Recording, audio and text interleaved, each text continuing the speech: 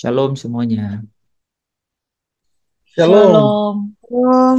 Shalom aja lah teman-teman. Itu yang terbaik yang kita bisa omong dari mulut kan. Oke, damai sejahtera. Mungkin banyak tugas, mungkin nilai sedikit menukik ke bawah bukan ke atas. It- Itu itu itu pengetahuan kebenaran itu. Jadi peperangan itu ada di alam pikiran. Besok nih ya, kita nyambung lagi sama Mas Roni kan. Gitu. Jadi saya memberi pengantar selama 2 minggu ini jembatan kan, from kenosis to teleios gitu. Itu penting sekali. Jadi kalau ada orang yang tanya gini kan, kan sering tuh ada tanya, kalau memang kita ini percaya sama Yesus, sudah ya sudah pasti selamat. Terus ngapain lagi gitu? Ngapain lagi? Jadi konotasinya ada dua.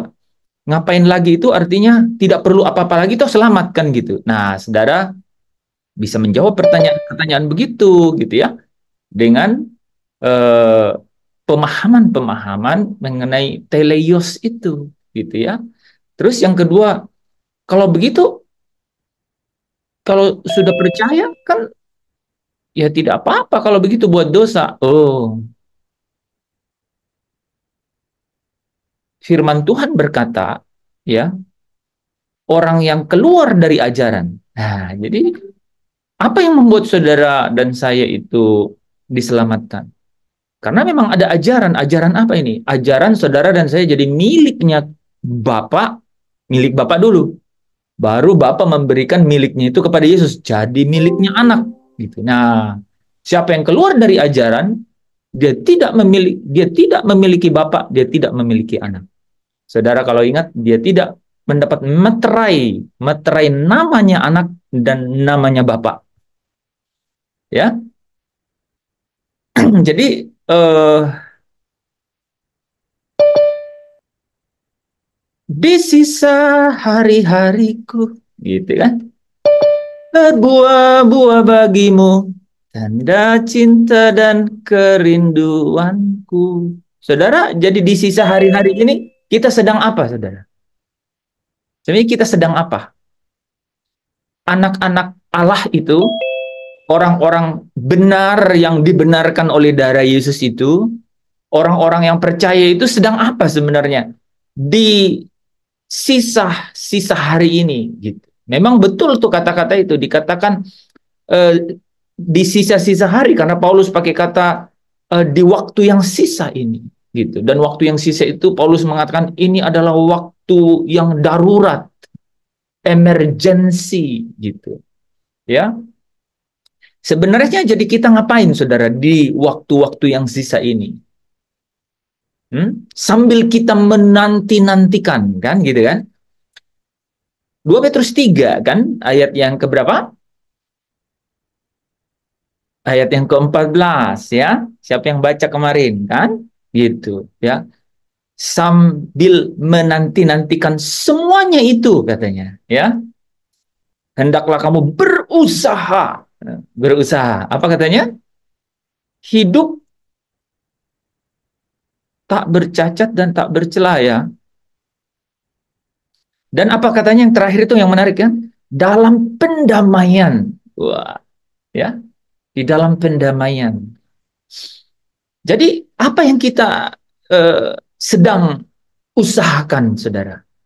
Sambil kita menanti-nantikan, sambil kita menumpang, sambil kita menumpang di dunia ini. Kan menumpang itu, saudara, orang menumpang itu harus terus berjaga-jaga gitu. Menumpang itu harus terus menanti-nantikan. Kira-kira apa yang ditunggu oleh orang yang menumpang, saudara? Dijemput. Orang yang menumpang menunggu untuk Waduh, dijemput. diusir. Jadi, ya saya ganti Bu Mona ya. Orang yang menumpang itu nunggu kapan nih kontrak saya selesai. Gitu. Ini kontraknya kapan nih selesai? Aduh, aduh, aduh. Nah, masalahnya kontrak yang ini, yang kontrak yang lain saudara bisa perpanjang. Kalau ini tidak bisa saudara perpanjang. Saudara mau punya uang beberapa, kedudukan apapun atau fasilitas apapun gitu tidak bisa perpanjang. Ya, ketika waktu Tuhan itu untuk kita masing-masing sudah selesai, namanya over, game over, maka waktunya untuk waktunya untuk pulang gitu ya. Waktunya untuk dijemput ya. Jadi kita di sini apa katanya? Anak rantau ya. Jadi selain kita anak Allah, kita juga anak rantau. Kamu kamu katanya orang asing ya. Kamu apa katanya? Pe apa kok Afik? Pendatang, Pak. Pendatang pendatang ya. Jadi teman-teman yang bukan asli Kupang, bukan asli Jakarta, mana lagi nih kotanya nih? Kayaknya Jakarta sama Kupang aja di sini. Oh, Bandung ya, yang nggak asli Bandung gitu ya. Gitu. Anda pendatang. Jadi bagus juga kan? Sudah ngerasain gitu. Kalau pendatang kayak gini rasanya ya, bisa kena mental gitu ya. Bisa kena mental gitu. Yaitu tadi Bu Mona bilang, siap-siap diusir. Itu juga bagus juga ya. Siap-siap diusir. Iya, karena ada hal yang menarik di situ mengenai siap-siap diusir. Itu bicara mengenai ibadah, saudara. Pastor di depan tadi bicara ibadah, ya. Ibadah yang paling rendah itu apa, saudara? Hmm? Liturgos, ya, gitu. Liturgi, ya. Liturgos, liturgi. Jadi tata cara itu ibadah yang paling rendah, tuh. Ya. Ada orang nggak mau ikut ibadah sama sekali, gitu. Karena dia bilang, liturginya nggak masuk sama dia. Jadi ya udah, itu benar-benar di luar ajaran. Ya, dia itu di pelataran, itu saudara, nggak masuk ke dalam. Ya, jadi eh, bisa saja secara apa namanya, secara sederhana, gitu ya, secara mendasar, secara sederhana dan mendasar itu beribadah, yaitu apa?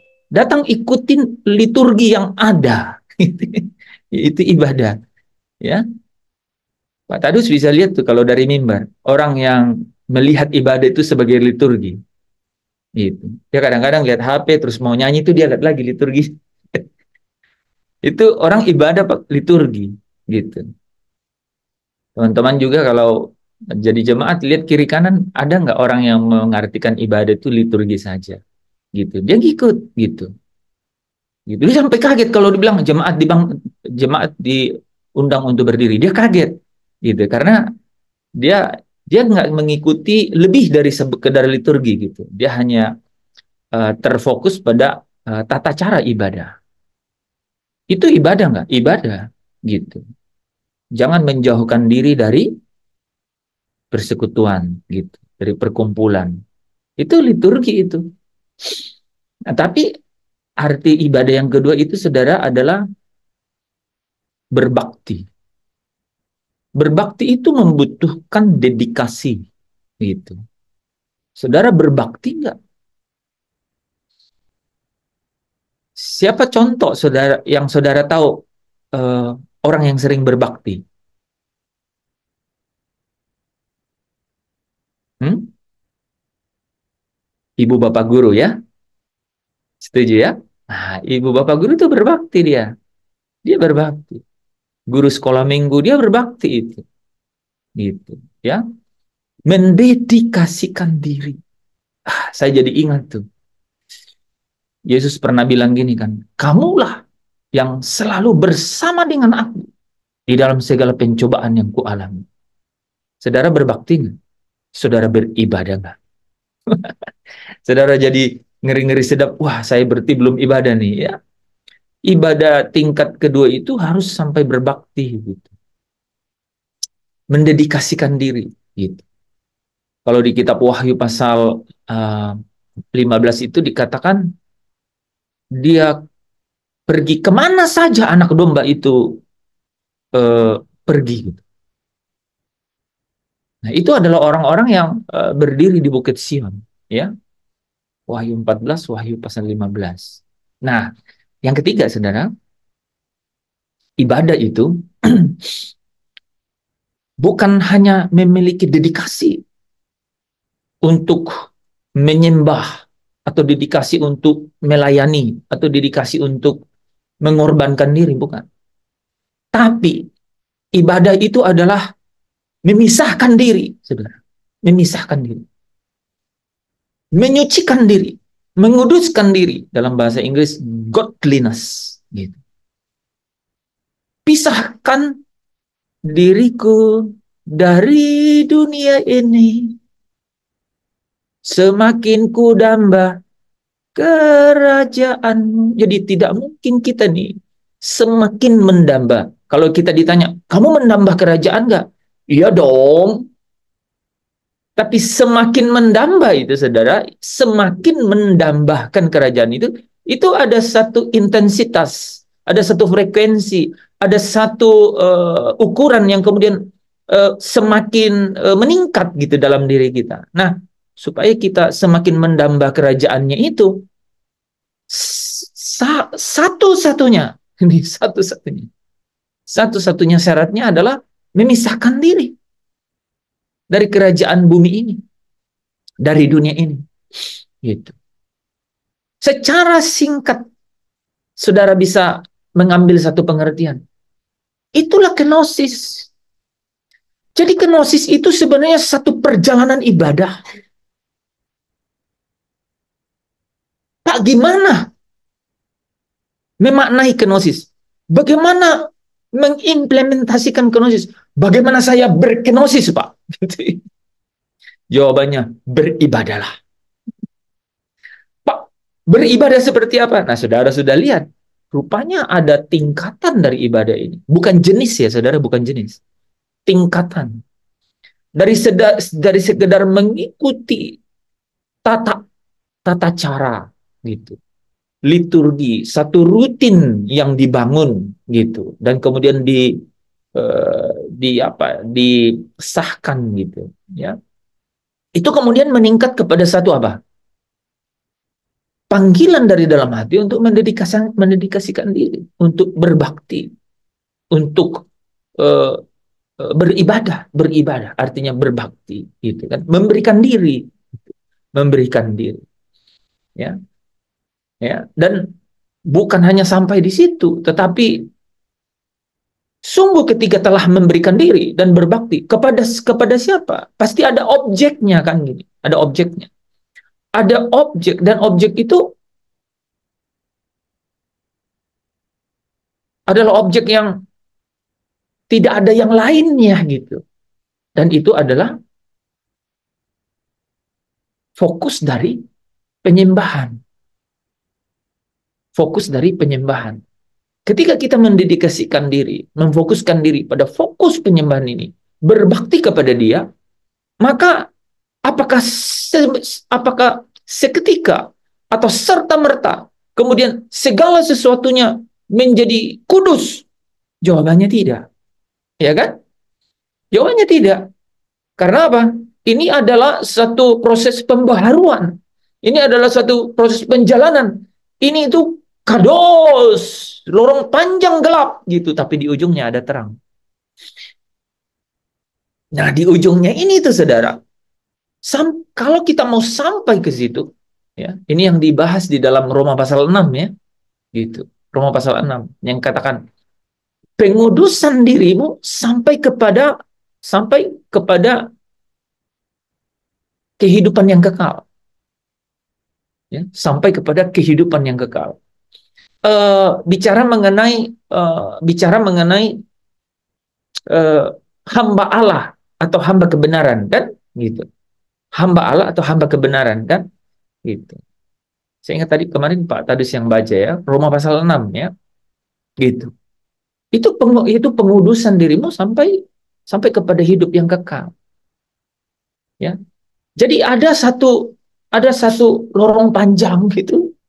Dan yang menarik tuh ada namanya pengudusan gitu. Ada namanya pengudusan. Nah, pengudusan ini dia akan berujung pada apa? Pada godliness, gitu. Pada kekudusan, gitu. Ya, pada kekudusan. Ada satu proses, dan rupanya ini ibadah yang sejati itu. Ini ibadah yang sesungguhnya itu, ya, yaitu memiliki, ya, kerinduan, ya, untuk memisahkan diri. Karena hanya kalau kita memisahkan diri, maka kita akan memiliki apa katanya tadi? Semakin mendambah kerajaannya. Gitu. Nah, Bapak Ibu Saudara yang dikasihi Tuhan, kalau saudara perhatikan ya, sebenarnya proses ini tidak serta-merta membuat tubuh yang di dalamnya ada keinginan-keinginan daging yang tidak tunduk pada hukum Allah, itu kemudian lenyap, tak punya fungsi, tidak punya eh, aktivitas gitu. Apalagi dikatakan berjuang melawan gitu. Nggak serta-merta. Nggak serta-merta. Justru inilah padang gurun. Padang gurun, perjalanan, perjuangan, pergumulan seorang anak Allah.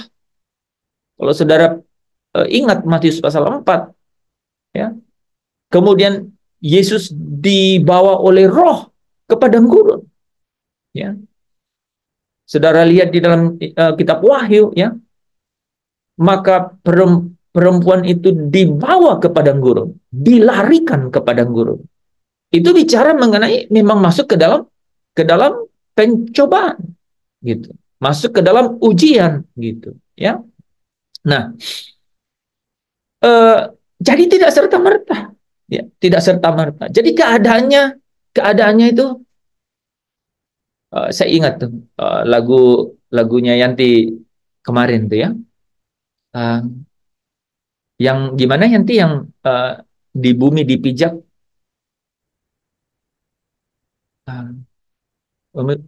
di Dunia bukan rumahku, bait yang keduanya, hanya sementara. sebelumnya itu kan refnya, ya, yang di bumi ini aku berpijak, kan ada bait satu, bait dua, terus referen kan. Nah, kita lihat dulu ya teman-teman, supaya teman-teman punya apa, punya dimensi relaksasi sendiri, supaya bisa ingat-ingat gitu. Oh, ini yang dimaksud, Ku ya. tatap, ku tatap tempatku berpijak, bumi yang indah tempatku ada. Ku tahu rumahku di salah satunya. Nah, sebelum nanti coba ulangin, coba perhatiin teman-teman yang bait satu dan dua ini, apa kalimat satu dan dua. Ku tatap tempatku berpijak, Jadi ya terus. bumi yang indah tempatku ada. Jadi dia mau membuat ekstrim, dia mau membuat satu uh, realitas di tempat di mana bumi ini kita berpijak, gitu. Kita masih ada. Ya itu apa? Kalau kita mau lebih konkret di dalam kemah yang sementara ini, itu pergumulan itu selalu ada, gitu. Kan selalu hadir, gitu. Selalu menyatu dengan kehidupan setiap hari, gitu. Tapi kemudian dia memberikan juga satu obsesi atau satu pengharapan, ya, yaitu apa? Di sana, kan, di sana, ya. Dia katakan rumahku salah satunya, gitu. Jadi ada rumah, ya. Dikatakan gini loh, ya. Eh, apa itu? Ku tahu ku tahu bumi yang indah tempatku ada. Ku tahu ini tak selamanya. Ini bukan rumahku. Jadi kita tahu gitu, kita rasa bahwa Nah, bagaimana tuh kita sampai bilang ini bukan rumahku? Itu perjuangan. Itu perjuangan. Karena secara realitas kita melihat dunia, ya. Kita berinteraksi dengan pergumulan hidup setiap hari gitu. Nyata gitu, ya. Gini loh, Saudara. Saudara tahu kan sekarang ada apa namanya? eh, Sound detection ya.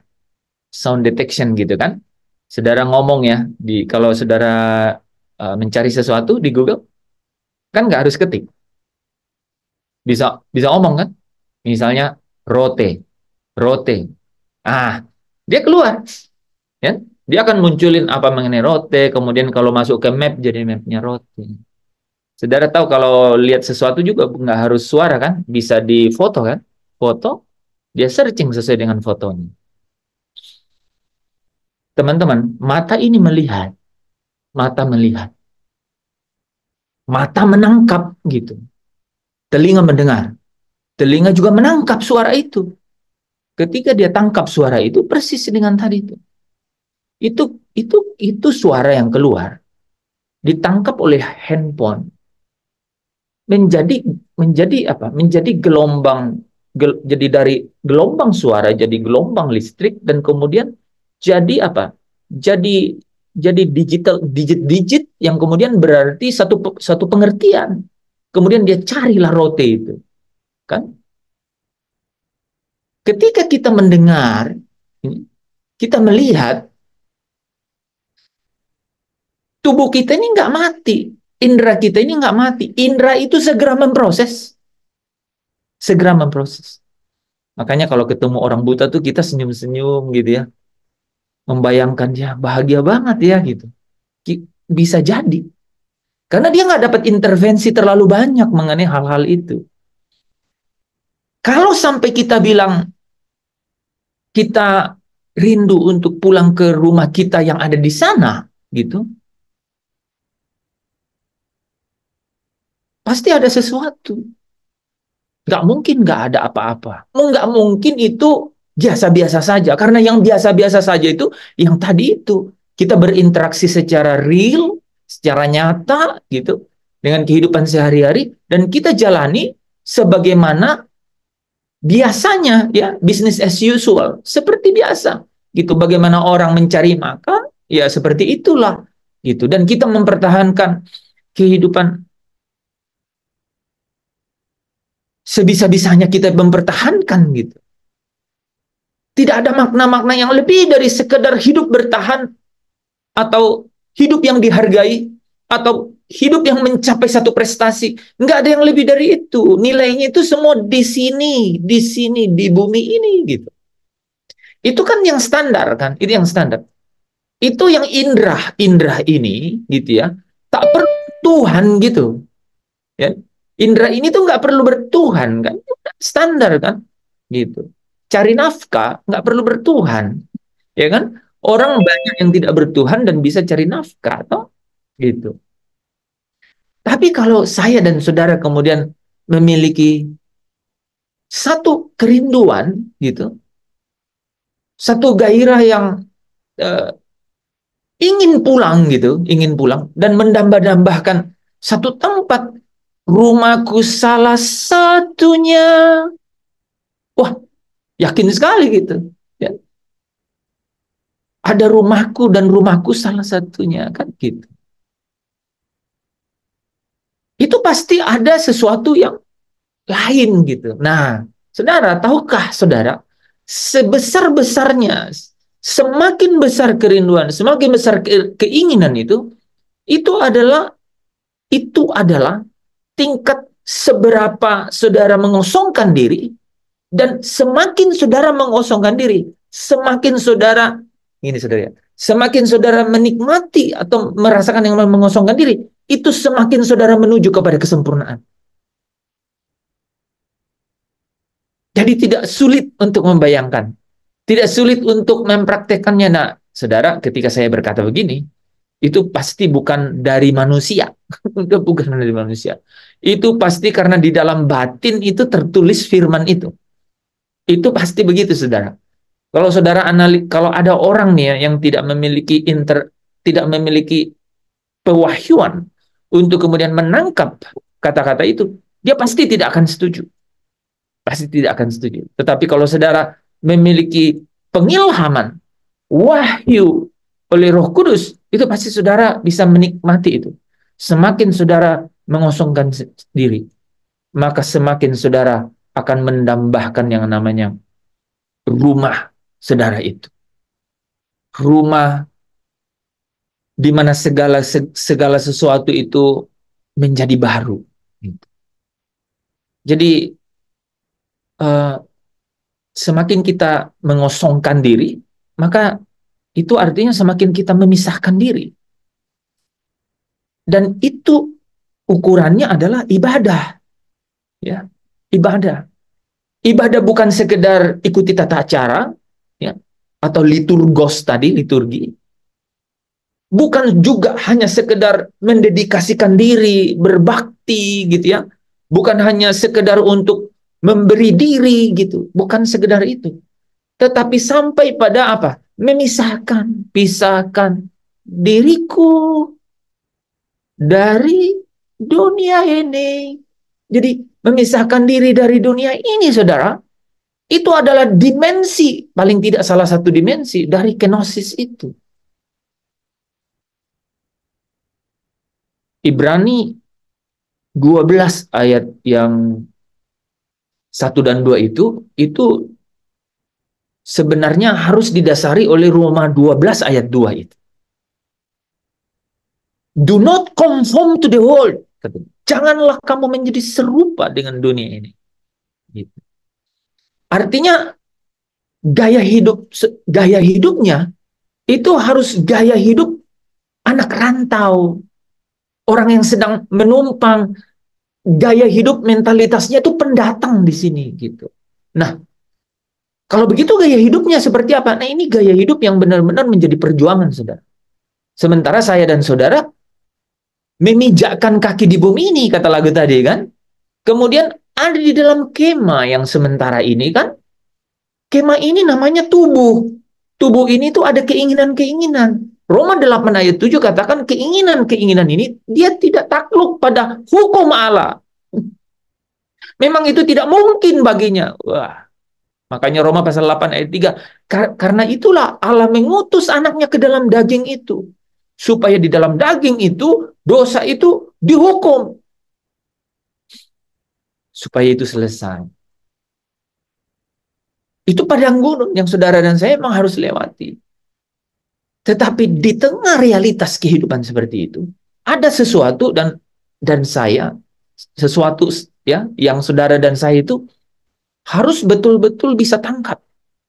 Gitu. Bahwa di rumah Bapa banyak tempat tinggal gitu. Dan Yesus berkata apa?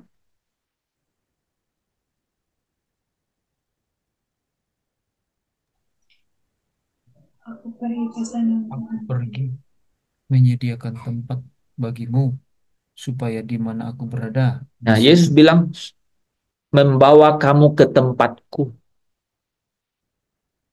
Catat itu ya. Jadi waktu dia bilang rumah Bapa, dia bilang membawa kamu ke tempatku. Betul ya? Membawa kamu ke tempatku. Jadi jelaskan tempatnya, pakai kata tempat kan, membawa kamu ke tempatku. Sebenarnya Yohanes 14 ayat 6 itu sayang nggak dikasih kata rumah ya. Tidak ada seorang pun yang sampai kepada rumah Bapak gitu ya. Paling lebih bagus ya. Ya kan? Lebih tepat dan lebih kita bisa mengerti dan buat saudara dan saya jadi bisa mengerti sekali. Bukan hanya kepada Bapa, Bapa yang tak terhampiri. Semakin nggak jelas. Ya nggak? Ngerti nggak? Tapi tidak seorang pun sampai ke rumah Bapa. Ke rumah Bapa. Saudara ngapain ke rumah Bapa?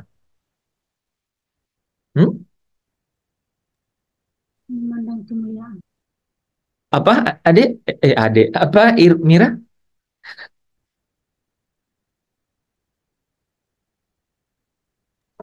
memandang kemuliaan. Oke. Ya, paling nggak ini, Yesus ada di sana. Ya, ya, saudara, karena Yesus ada di sana. Saudara, saya kasih tahu ya. Kasih tahu nggak ya? Saudara juga bisa baca kan di Alkitab. Kita tidak, selama-lamanya kita tidak bisa melihat Bapa itu. Tapi paling paling tidak saudara ya, saudara rindu untuk melihat Yesus. Gitu. Yesus ada di sana. Ya, nah dan dia berkata, membawa kamu ke tempatku, supaya di mana aku berada, kamu juga berada. Saudara bisa uji, ya, saudara bisa uji kebenaran itu. Banyak hal yang tidak pasti di tengah-tengah dunia ini, kan? Gitu. Banyak hal yang membuat saudara bisa merasa desperate gitu, hilang asa, hilang harap gitu. Tapi kalau saudara menyimpan kebenaran ini dalam hati, itu menjadi kekayaan yang bahkan alam baka itu tidak bisa mengambilnya, saudara, melenyapkannya. Gitu. Saudara akan terus menikmati yang namanya sukacita itu. Ya, apalagi hanya, saya tidak boleh pakai kata hanya ya, apalagi di tengah-tengah dunia yang begitu sukar jalannya ya katanya, berat dan sukar jalannya ini gitu ya, berat dan sukar jalannya. Saudara pasti membutuhkan gitu, saudara memang memerlukan gitu ya yang namanya kekuatan daripada firman itu.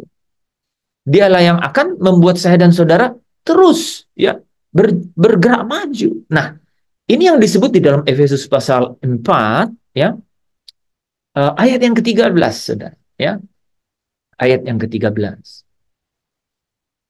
Saya coba kita baca ya dalam satu perikop itu, menarik ya. Jadi kita yang hidup sekarang ini, saudara, ya, kata kita yang hidup sekarang ini,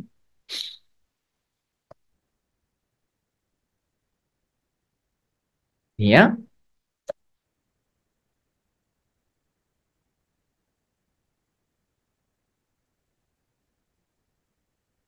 dan ialah yang memberikan, ya, dan ialah yang memberikan baik rasul-rasul maupun nabi-nabi, baik pemberita-pemberita Injil maupun gembala-gembala dan pengajar-pengajar. Ini kita lihat sehari-hari ini ya dalam kehidupan rohani. Untuk memperlengkapi orang-orang kudus bagi pekerjaan pelayanan, bagi pembangunan tubuh Kristus, sampai kita semua telah mencapai, ini saudara ya. Jadi Allah itu memberikan kita banyak cara melalui nabi, gembala, pengajar, ya, pemberita Injil. Untuk apa? Memperlengkapi, ya, memperlengkapi. Tapi apa tujuannya? Apa tujuannya? Ya, apa tujuannya? Dikatakan di sini mencapai kesatuan iman dan pengetahuan yang benar tentang anak Allah. Ya, kalau di dalam bahasa aslinya itu, saudara, ini sebenarnya satu bagian ini, mencapai kesatuan iman dan pengetahuan yang benar tentang anak Allah. Jadi ini bukan koma, ya. Dan tujuan akhirnya itu adalah dan ini itu nggak pakai dan sebenarnya ya. Ini adalah satu kalimat ini sebenarnya, ya. Jadi saudara perhatikannya. Jadi kita nih belajar, ya. Kita ini beribadah. Kita ini beribadah, ya. Mulai dari liturgi, kemudian mendedikasikan diri, kemudian sampai memisahkan diri dari dunia dan mendambakan hidup bersama Dia, ya. Dia memiliki tujuan, gitu, ya. Yaitu apa? Kita semua ya, sampai kita semua mencapai kesatuan iman dan pengetahuan yang benar tentang anak Allah. Dan tujuan yang akhirnya itu, saudara, tujuan yang akhirnya itu adalah ini nih, kedewasaan penuh yang sebenarnya nih nggak pakai kata dan ya, kedewasaan penuh yang dimaksud adalah tingkat pertumbuhan yang sesuai dengan kepenuhan Kristus. Ya, kedewasaan penuh. Nah, kata kedewasaan di sini, saudara, itu pakai kata teleios, sempurna, sempurna. Jadi sempurna, satu fullness ya, satu kesempurnaan. Sampai kesempurnaan itu yang dimaksud apa? Tingkat pertumbuhan sesuai dengan kepenuhan Kristus. Ya, jadi Kristus yang menjadi model gitu. Ya, menjadi model. Makanya Paulus ya, Paulus memberikan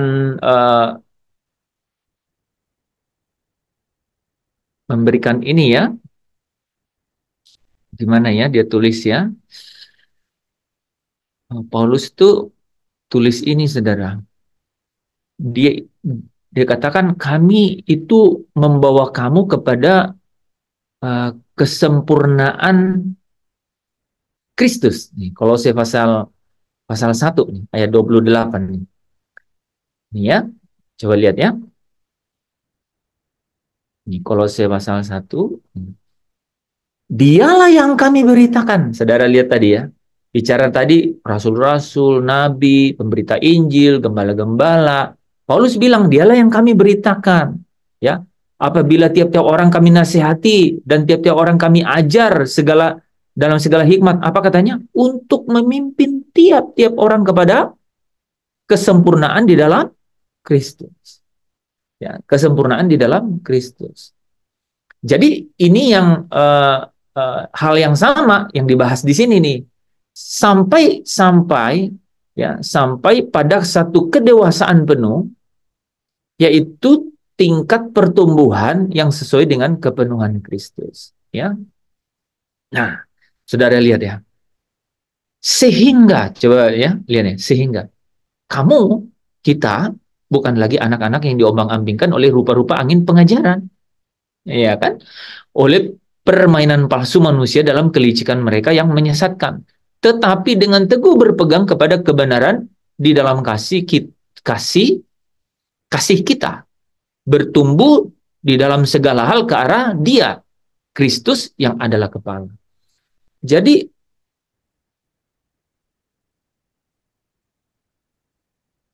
setelah kita dimeterai dengan Roh Kudus, ya, kita percaya. Dan orang yang percaya, Alkitab bilang dia pasti tidak binasa. Gitu. Itu maksudnya apa? Dia tidak dihukum bersama-sama dengan dunia. Gitu. Itu artinya apa? Tidak akan masuk ke dalam lautan api, gitu. Ya kan? Ke dalam lautan api. Yang masuk ke dalam lautan api itu apa, Saudara? Maut, kerajaan maut, dan orang-orang yang namanya tidak tercantum di dalam kitab kehidupan. Pasti masuk. Bayang ya? Tetapi orang-orang yang percaya, ya, orang-orang yang percaya itu pasti tidak binasa, ya. Walaupun ada yang seperti keluar dari dalam api, tapi tetap diselamatkan. Walaupun seperti keluar dari dalam api. Nah, tapi saudara tahu nggak? Sebenarnya kita dipanggil itu untuk apa, saudara?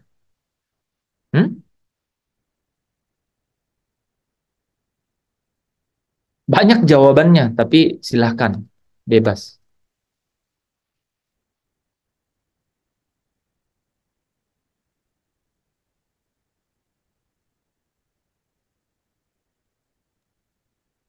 Kita dipanggil untuk mengikuti jejak Kristus. Nah, ya, itu salah satu. Ada yang lain?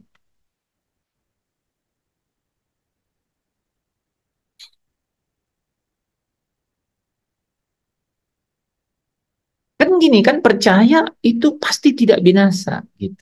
Ya, kan percaya pasti tidak binasa. Artinya tidak akan dilempar ke dalam lautan api, kan? Tapi pekerjaan masing-masing orang kan pasti diuji, gitu. Ya. 1 Korintus 3 ayat 11 sampai 15. Pekerjaan masing-masing orang akan diuji, gitu. Tetapi kalau orang membangunnya di atas Kristus, nah, kalau tidak tahan uji, dia tetap selamat, tapi seperti keluar dari dalam api.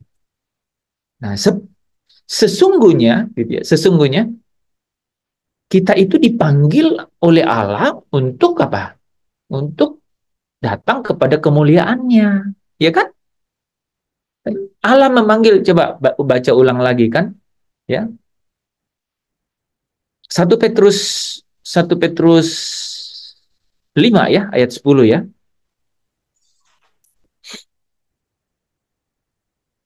Itu kan yang membedakan ya, teman-teman ya. 2 Petrus 5 ayat 10. Nah, ini kan memanggil kamu dalam Kristus, jelas ya. Memanggil kamu dalam Kristus kepada kemuliaannya, ya. Jadi Allah, ya, Allah yang telah memanggil kamu dalam Kristus kepada kemuliaannya. Hmm?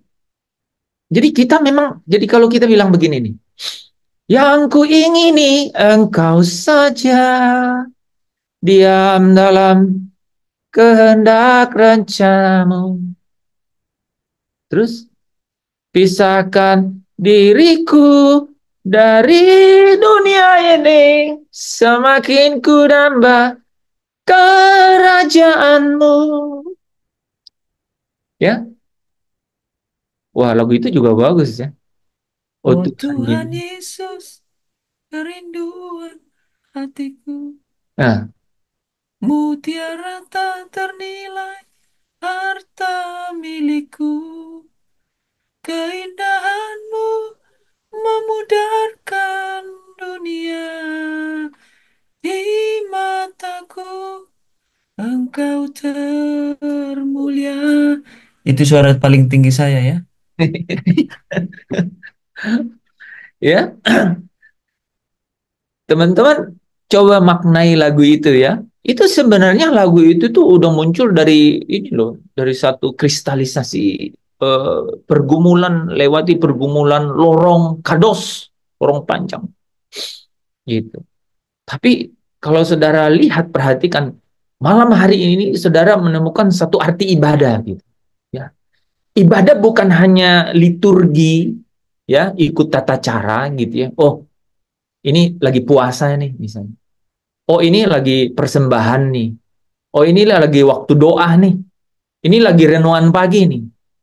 Ini harus saat teduh nih. Ini lagi doa syafaat ini. Bukan hanya. Itu bukan berarti tidak boleh atau itu sia-sia, karena di dalam persekutuanmu dengan Tuhan, itu semua jeripayamu itu tidak pernah sia-sia. Oke? Okay? Tetapi rupanya ada satu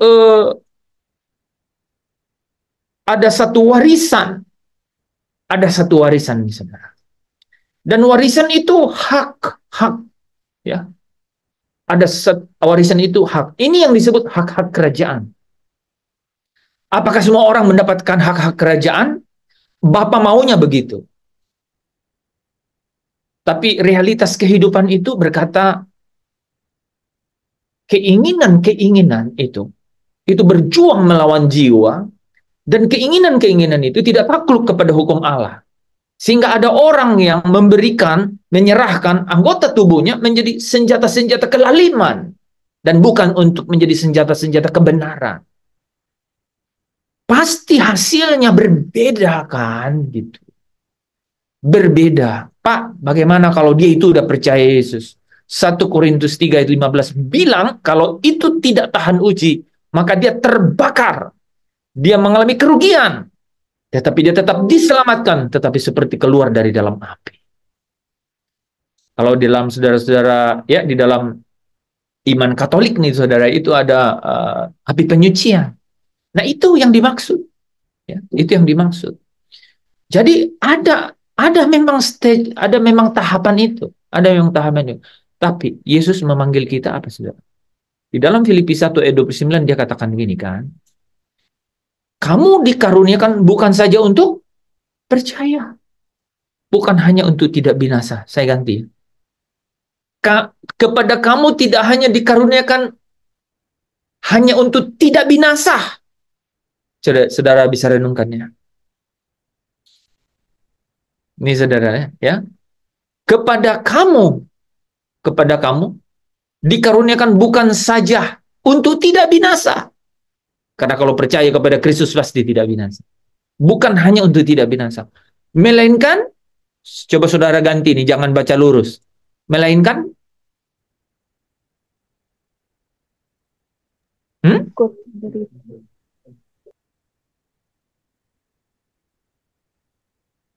melainkan,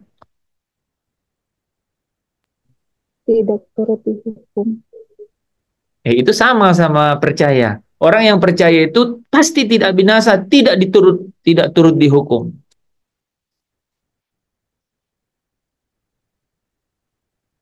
Ya, saudara loh, ya.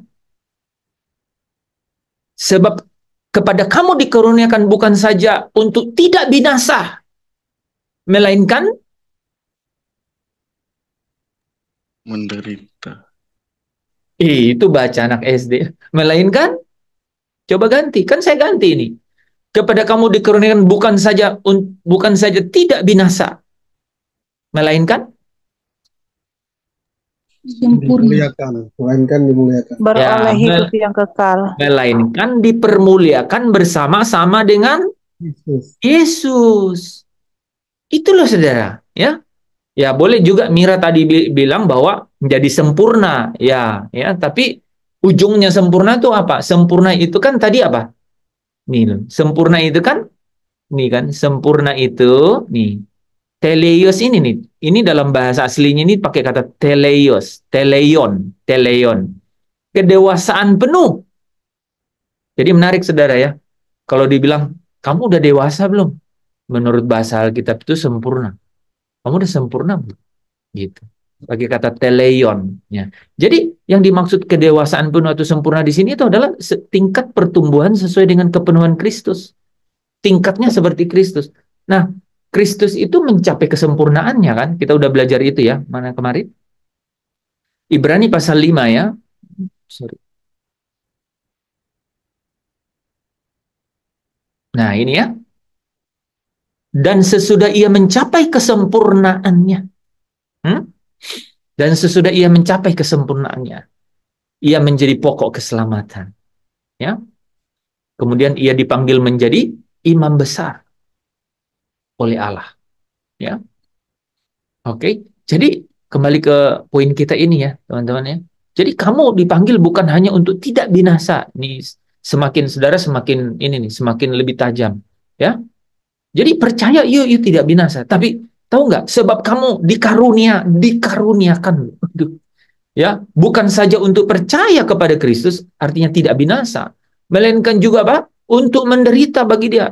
Ini saya munculin ayat ini ya, supaya ayat yang lain ya, saudara, supaya semakin bisa nangkap ya. Inilah perjalanan itu ya, 1 Korintus 3 ayat 11 sampai 15.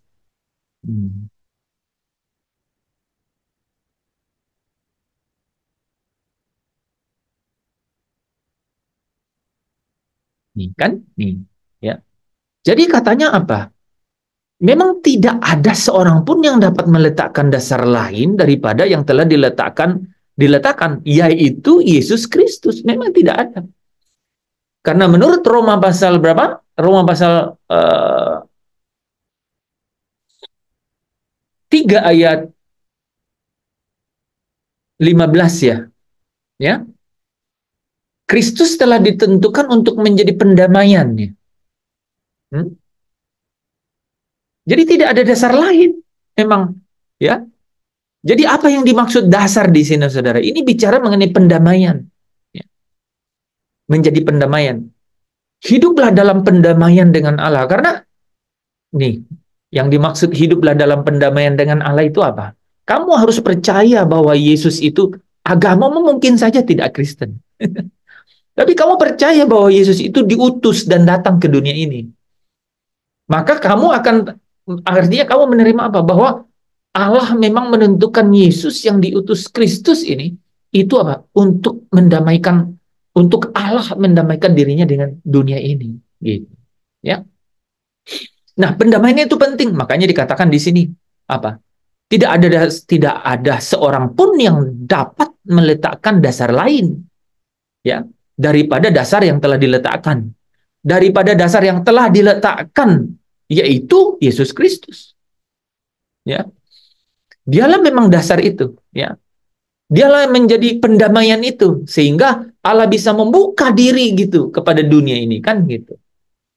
Nah, baru kita lihat nih ke bawah nih saudara. Ya, orang membangun tetapi di atas dasar itu kan, emas, perak, batu permata, kayu, rumput kering, jerami. Ada hari Tuhan yang akan datang. Ya, apa yang dibangun, pekerjaan apa yang dibangun oleh orang. Ya, maka dikatakan apa? Diuji dengan api. 14 dan 15, lihat. Kalau tahan uji, dapat upah. Upahmu besar di surga. Kalau tidak tahan uji, terbakar. Menderita kerugian. Kenapa dibilang rugi? Karena dia udah dikasih modal, yaitu dasar Kristus. Ya. Tapi dia ya rugi namanya. Ya, cuman apa saudara? Ia sendiri akan diselamatkan, tetapi seperti dari dalam api. Ini proses nih, cawan murka ini. Ya. Ini cawan murka. Apakah tetap selamat? Iya, namanya ada dalam kitab kehidupan karena dia percaya kepada Yesus Kristus. Tetapi ketika hari Tuhan, dia tidak tahan uji, terbakar. Dia menderita kerugian. Artinya modal yang ada pada dia habis, hilang. Dia tidak manfaatkan kesempatan itu, makanya namanya rugi, gitu. Ya kan? Gitu. Harusnya, nah harusnya ini kan, bukan hanya percaya atau tidak binasa, bukan hanya membangun di atas kayu, rumput atau jerami, bukan hanya itu. Kamu diharapkan membangunnya dengan emas, perak, batu permata. Ini adalah logam-logam mulia. Sehingga di sini dikatakan apa? Dipermuliakan bersama-sama dengan Kristus. Ya, dipermuliakan bersama-sama dengan Kristus. Jadi sebenarnya ya, setiap orang itu dikaruniai ya, bukan hanya untuk tidak binasa, melainkan apa? Untuk dimuliakan. Dan cara dimuliakan itu adalah, nah ini ya, Roma 8 ayat 17 kan? Orang yang, ini ayatnya tumpuk-tumpuk ya.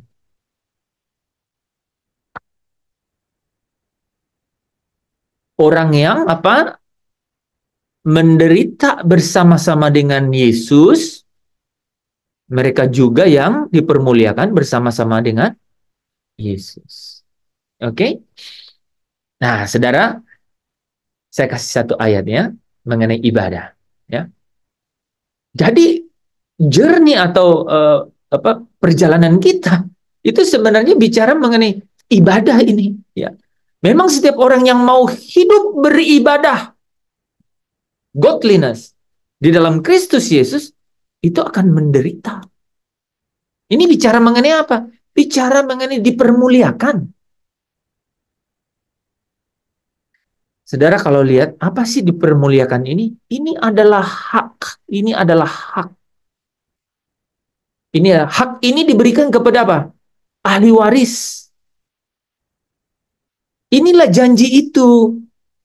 Ya, dan janji itu diberikan kepada ahli waris. Ahli waris itu adalah orang-orang yang membangun di atas dasar Kristus. Mereka memiliki hak. Ini yang disebut di Lukas 22 ya, ayat 28. Hak-hak kerajaan. Gitu. Ya. Yaitu apa? Nah, ini saudara. Yaitu apa? Tidak semua. Tidak semua kan? Mereka yang menderita. Ya. Mereka yang menderita ini dikatakan di sini menderita bersama-sama, dia juga akan dipermuliakan bersama-sama dengan dia. Ya. Jadi saudara bisa lihat ya bahwa orang yang percaya tidak binasa. Tetapi Yesus mau supaya di tempat dia ada, murid-muridnya dan semua orang yang mengikut dia karena pemberitaan dari murid-muridnya. Yohanes 17 ayat 20, ya. Jadi Yohanes 17 itu kan Yesus berdoa dan kepada Bapa untuk apa? Untuk bicara mengenai murid-muridnya itu. Tapi dia sambung di ayat 20 katakan, dan juga kepada mereka, ya, yang percaya karena pemberitaan. Karena pemberitaan. Nah, ini adalah bicara mengenai para rasul. Saudara dan saya yang mendengar kebenaran ini dan kemudian percaya, Roh Kudus itu dimeteraikan di dalam hati. Saudara, tidak berhenti di situ. Tetapi ada pergumulan hidup yang anak-anak Allah ini lewati. Itu bicara mengenai apa? Mengosongkan diri. Mengosongkan diri itu ini adalah ibadah. Harus ditempuh melalui ibadah. Gak mau nih, saudara saya jelaskan tadi ya. Ibadah itu bukan hanya tata cara, ya, tata cara liturgi, ya. Satu acara agamawi, ya. Satu ketentuan agamawi. Puasa, perjamuan, doa semalaman, doa syafaat, saat teduh, ya. Tetapi lebih dari itu, masuk ke dalam tingkat yang kedua.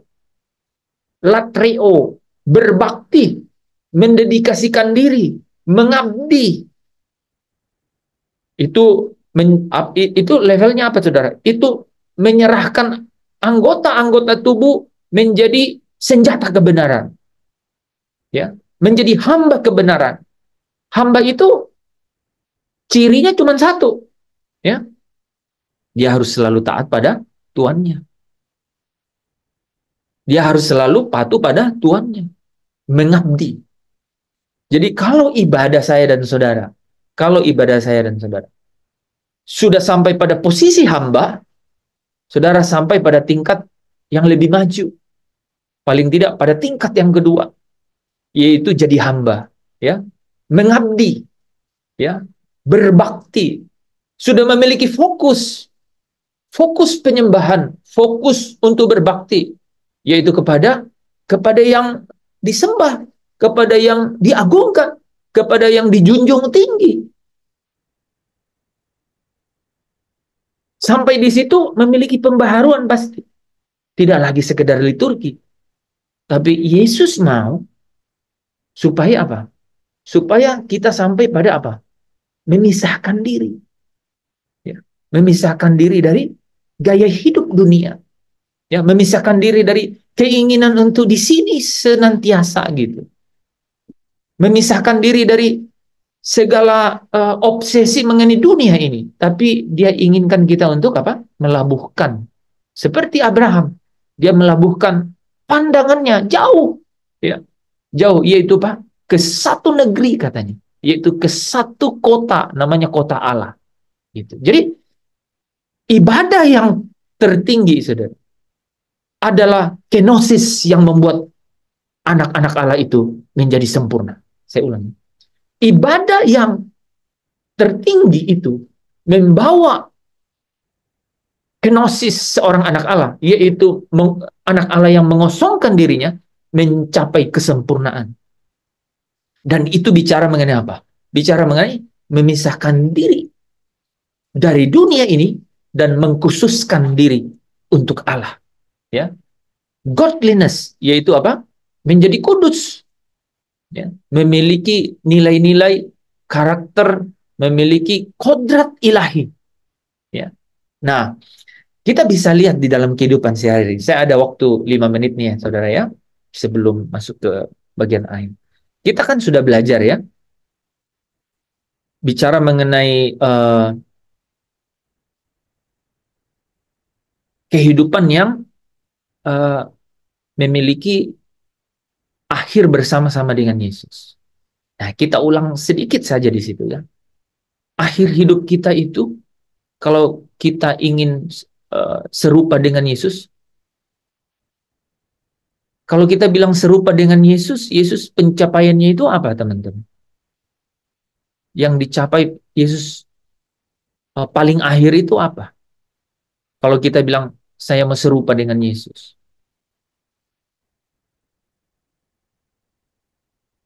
Kan mau serupa dengan Yesus, mau mengiring Yesus.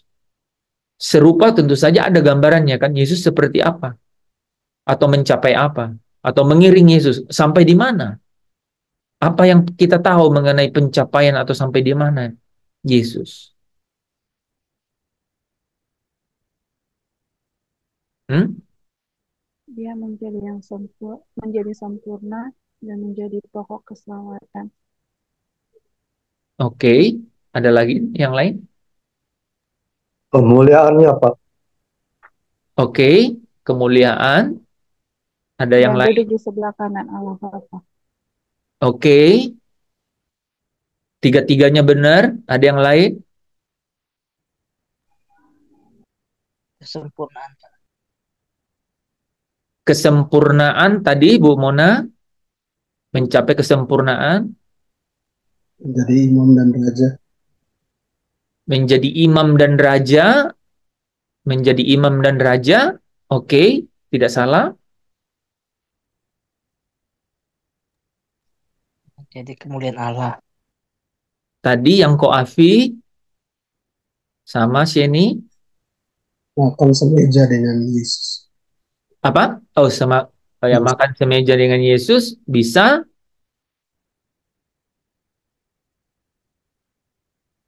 Ada yang saya sudah bahas. Itu semua tidak salah. Itu semua seperti cara menjelaskannya gitu. Barang siapa menang, Ia akan kedudukan ya terus. sebagaimana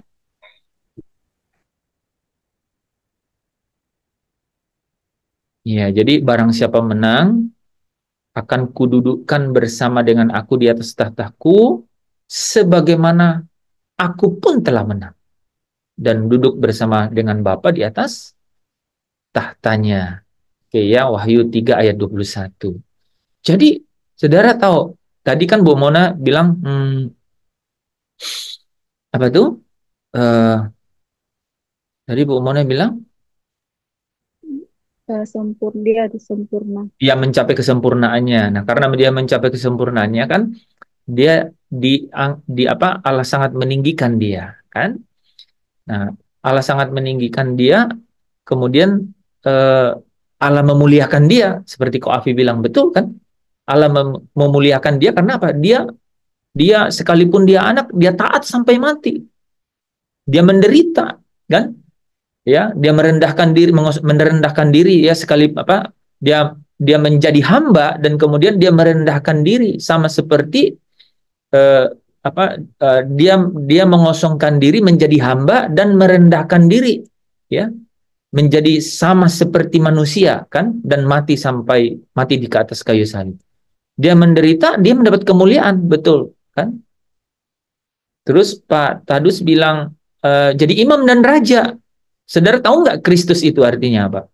Kristus itu artinya Kristos. Kristos itu artinya Al-Masih. Al-Masih itu karena dia berhasil menjadi yang diurapi. Yang diurapi itu adalah imam, raja, dan nabi. Gitu. Makanya namanya Al-Masih. Ya, ya Al-Masih. Ya, atau Hamasiyah. Ya, dalam bahasa Yahudinya itu Hamasiyah. Bahasa Arabnya Al-Masih. Hamasiyah. Nah, Masia itu kalau dia diurapi jadi raja, Masia, diurapi jadi nabi, Masia, diurapi jadi imam, Masia. Tapi yang namanya Masia itu hanya ada satu orang, yaitu yang diurapi jadi imam, raja, dan nabi. Dalam bahasa eh, Latinnya Christos, bahkan bahasa Yunaninya Kriston, kan? Kristus. Makanya kita panggil Yesus itu adalah Kristus karena Yesus itu yang diurapi. Yesus itu Hamasia atau Yesua Hamasia. Yosua Hamasia, kan? Yosua Hamasia. Yesus Kristus. Kristus itu Kristos. Hamasia. Nah, betul dia imam, raja, dan nabi. Tapi yang benar-benar terhebat itu saudara adalah dia itu ditahta bersama Bapa. Gitu. Ya kan? Sebagaimana aku telah menang, ya, dan duduk bersama Bapakku di atas tahtanya, itu tahta.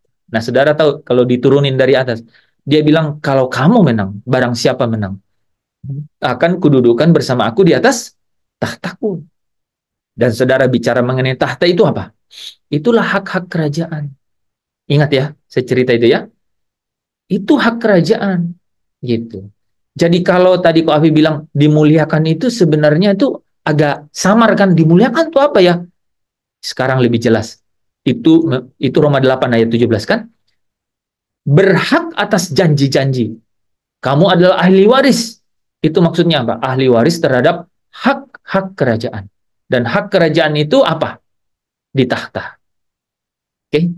Hak kerajaan itu di tahta. Dan di tahta itu maksudnya apa? Nyambung yang Pak Tarus tadi. Diberi kuasa untuk menghakimi. Wahyu 20 ayat 4. Ayat 6. Untuk menjadi imam-imam bagi Allah dan raja. Lengkap ya. Jadi kebayang ya. Bisa menjadi langgah Kristus. Yuli Kristus. Artinya apa? Diurapi. Menjadi imam, raja, dan eh, nabi. Makanya kita itu akan menjadi imam-imam bagi Allah. Gitu. Nah itulah saudara yang pencapaian Kristus. Jadi dan Yesus katakan supaya apa? Membawa kamu ke tempatku. Ya, ayat ingat ya, membawa kamu ke tempatku. Nah, bagaimana sampai di situ? Itu yang dikatakan di dalam Efesus 4 ayat Efesus 3 ayat 14 tadi ya. Jadi tingkat pertumbuhan kita itu harus mencapai kedewasaan penuh. Ya, harus mencapai kesempurnaan penuh. Dan itu ada namanya tingkat pertumbuhan sesuai dengan kepenuhan Kristus. Bagaimana caranya? Kembali ke judul ya. From kenosis to teleios. Dari mengosongkan diri untuk menjadi sempurna. Itu bukan proses instan, bukan proses 1 malam, bukan proses 1 bulan, 1 tahun, tapi bisa menjadi sepanjang tahun-tahun umur saudara dan saya. Sampai Maranatha. Kita harus berjuang. Jadi kalau kita sudah tahu begitu, perjuangan ini bakal fun banget. Fun banget. Fun itu kan bahasa gaul ya. Bahasa rohaninya apa? Senantiasa bersukacita. Karena apa? Asal bisa dilewati, kan? Gitu. Karena apa? Di sini bukan rumah kita. Ya, rumah kita ada di sana. Kita di sini anak rantau, anak Allah yang ada di perantauan maksudnya, ya, pendatang, ya, orang asing. Kita sedang mencari satu kota, itu namanya kota Allah. Yerusalem, surgawi, Bukit Sion, ya. Ke sana katanya ada malaikat-malaikat satu kumpulan yang meriah, ya. Kesanalah roh orang-orang benar yang sempurna itu. Di sana dikatakan kepada Yesus Kristus. Saudara kalau baca Ibrani 12 ayat 24 itu dibilang, dan kepada pengantara kita itu Yesus Kristus. Bersama-sama dengan dia. Amin. Saya tutup dalam doa dulu ya. Bapak, kami tidak henti-hentinya bergirang di dalam hati karena kebenaran itu memuaskan dahaga jiwa kami. Supaya jiwa kami digairahkan untuk menikmati roti hidup setiap hari. Dan selalu dikenyangkan dari situ. Sehingga kami senantiasa ada di dalam sukacita Kristus. Dan sehari dan hari demi hari, dari sehari ke sehari, kami dapat dipenuhkan sukacita kami itu. Sampai satu hari nanti. Kami diubah, menanggalkan tubuh yang fana ini, menerima tubuh yang mulia serupa dengan Kristus. Untuk menjadi sempurna. Sempurna untuk dimuliakan. Bersama-sama dengan Kristus. Terima kasih Bapa. Biarlah kebenaran ini Tuhan, Engkau meteraikan dan singkapkan terus 30, 60, 100 kali ganda. Supaya dia berbuah banyak. Dan buah itu adalah buah kerajaan. Buah kerajaan, yaitu hak-hak kerajaan bagi setiap anak-anak Allah. Terima kasih Bapa. Di dalam Kristus Yesus kami mengucap syukur dan berdoa. Juru selamat Tuhan yang akan datang untuk menjemput kami di awan-awan. Kami mengucap syukur, kami berdoa. Saudara yang bersuka cita bersama dengan saya katakan amin. Amin. Amin. Amin. Terima Silakan, kasih. Sestor. Amin.